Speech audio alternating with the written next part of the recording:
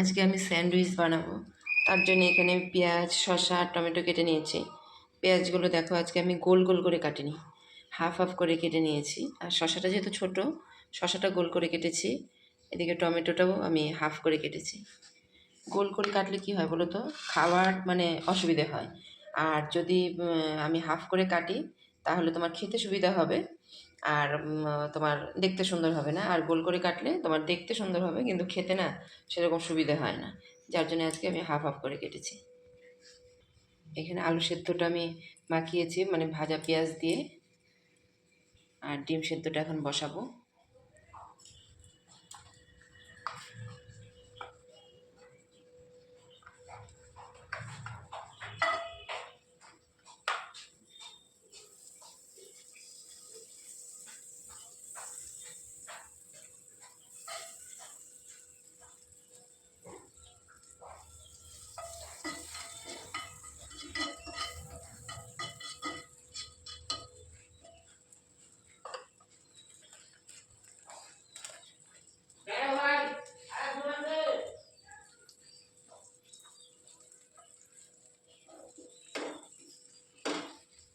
বাটারটা একটু বেশি করে দিয়ে সেগুলো গন্ধটা খুব ভালো হয়।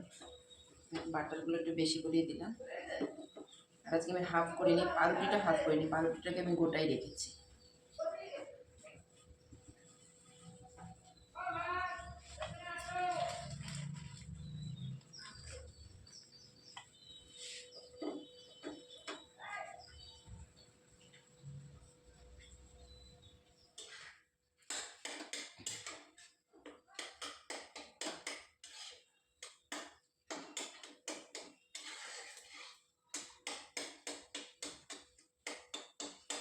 আজকে আলু সেদ্ধটা আমি না ওরকম চটকে মাখিনি, এমনি মানে গোটা গোটাই মাখানো। এমনি যখন স্যান্ডউইচ করে অনেকে ওটা কিন্তু সেদ্ধ করে শুধু মানে গোটা পিসগুলোই দেয়, যেরকম স্যালাড কেটেছি সেরকমভাবেই দেয়।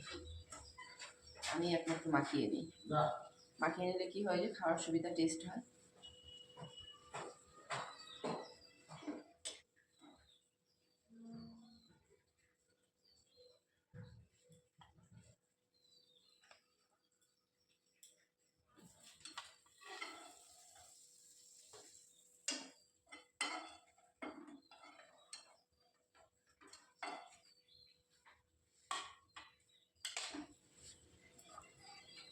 দুটো দুটো করে সেঁকতে অনেকটাই সময় লাগবে।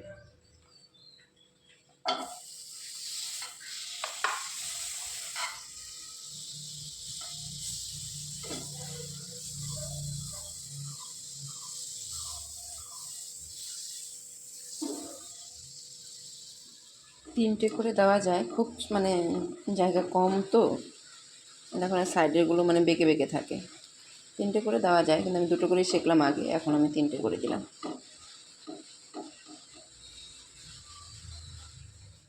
এখানে আমি পাউরুটিগুলো প্রত্যেকটা বাটার দিয়ে ভালো করে সেঁকে নিয়েছি। এখন এর মধ্যে আমি এগুলো দিয়ে সাজিয়ে নিব। আর এখানে ডিমটাও সেদ্ধ হচ্ছে। ডিমটা এখন নামিয়ে ছুলবো, তারপর এটাকে আবার গোল গোল করে কাটবো। আর গোল করে আমি কাটতে পারি না, ভেঙে যায়, তাও যেরকমই হোক কাটবো, তারপর এর মধ্যে দেবো। ডিমগুলো এখানে দেখো গোল গোল করে কেটে নিয়েছি। এগুলো পোলট্রির ডিম আমাদের জন্য, আর এখানে শাশুড়ি মার জন্য হাঁসের ডিম। দেখি এবার সাজাই, দেখি কীরকম হয়।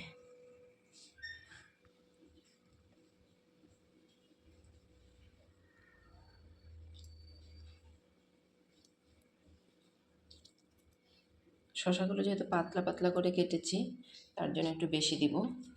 যদি একটু মোটা করে কাটতাম তাহলে 4টা করে দিয়ে রাখতাম।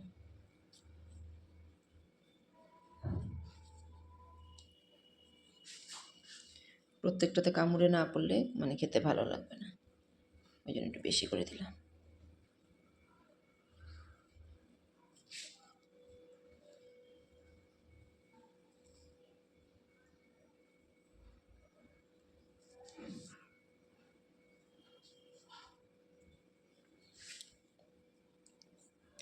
টমেটোটা আমার মেয়ে একটু কমই ভালোবাসে, একটা একটা করে টমেটো দিয়ে দিব ওটাতে।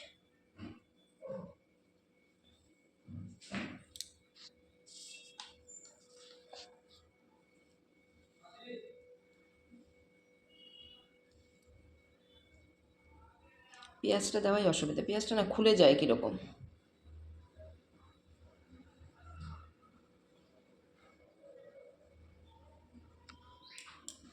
গোলমরিচের গুঁড়োগুলো দিয়ে দিলাম ওপরে, এখন দিয়ে দিব সস।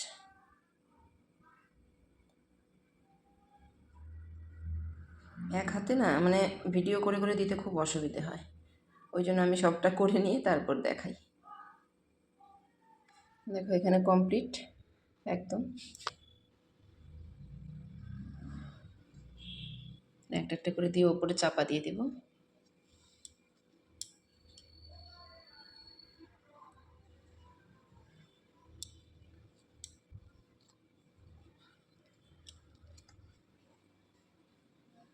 আজকের মেনু সোয়াবিন।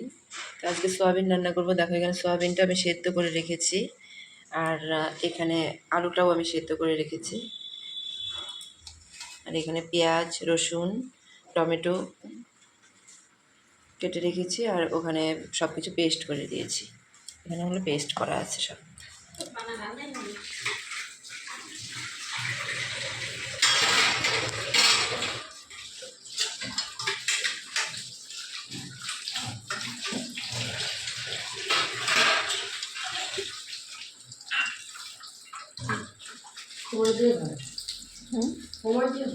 সময় দিয়ে ভাজতে হচ্ছে।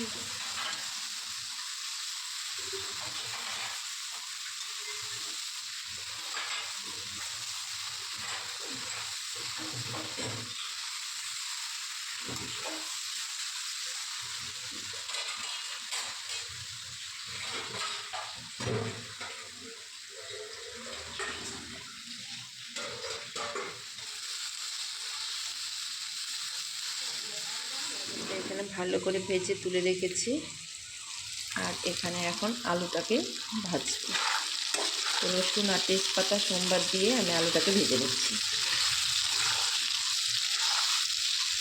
সোয়াবিন কিন্তু অনেকটা কিন্তু মাংসের মতো খেতে হয়, যদি পেঁয়াজ রসুন সব কিছু দিয়ে একদম মাংসের মতো করা যায় তাহলে খেতে খুব ভালো লাগে। অনেকেরই আছে যে সোয়াবিন খুব ফেভারিট, যেরকম আমার সোয়াবিন খুব ভালো লাগে, মানে মাংসের মতনই লাগে অনেকটা। আমার নিরামিষও ভালো লাগে, অনেকে আবার নিরামিষটা ভালোবাসে না।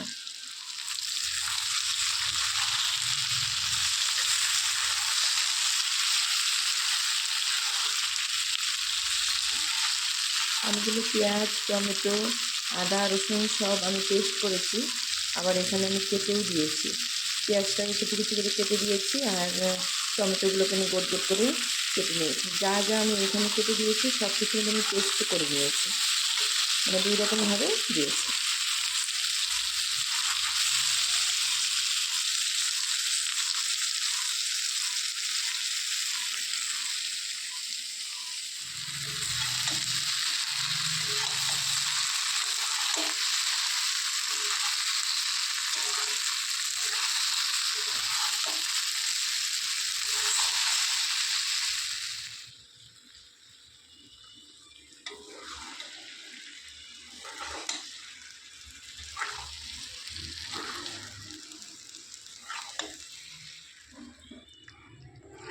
আমার এখানে রান্না কমপ্লিট হয়ে গেছে, এখন এটাকে নামিয়ে নেব।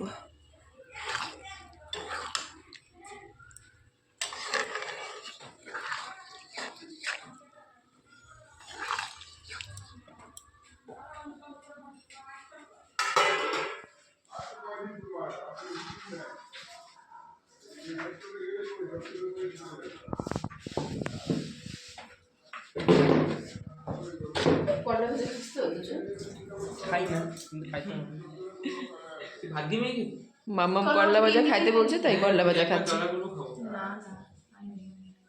ও ভালোবাসে করলা ভাজা, বলে এই একটা জিনিসই ভালোবাসে। এরাম দেখো দলা করে নিয়ে খায় নিবে। ভাত দিয়ে খা। ইরা তিতা লাগবে তো। ঢোলকপুর গেছে, ঢোলকপুর গেছে। ঢোলকপুর